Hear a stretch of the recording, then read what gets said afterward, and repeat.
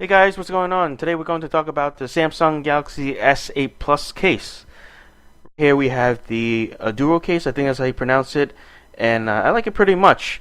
This fits the Samsung Galaxy S8 Plus, even though it says Edge. There's no Edge, there's either the S8 or the S8 Plus.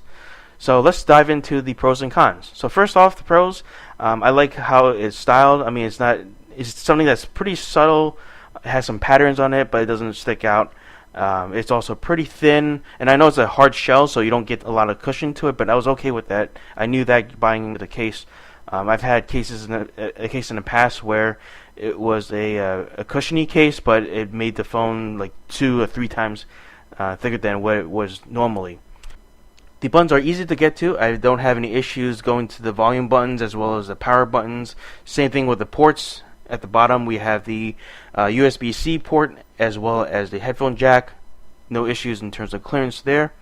The spring itself for the clips onto the belt pretty securely. There's actually a little notch at the very end that holds it in place, so if you're running or anything and then there's a lot of movement, you don't have to worry about this flying off your belt. Same thing when you put the phone in the holster, it actually snaps in. It doesn't make a loud snap, but it's enough that it allows you to know that your phone is securely in place. So that's a plus. So let's jump into some of the cons.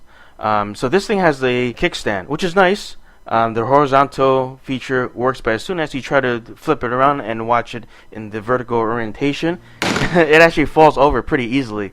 So that's one bad thing about this that I've noticed. However, I'm not a big fan of vertical video. I actually hate vertical videos, so I'm watching this horizontally. So this is not a big deal for me. Another thing is that, and I actually understand why they made this design, the lip above the screen isn't that much. On the case that's on my Samsung Galaxy S3 and the S5, it actually juts out a little bit more, so in case the phone falls face first, there's less chance of the screen striking the floor.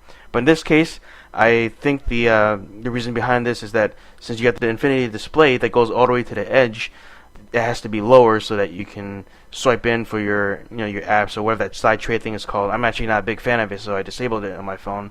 I understand why they did that, but it's something that I've noticed.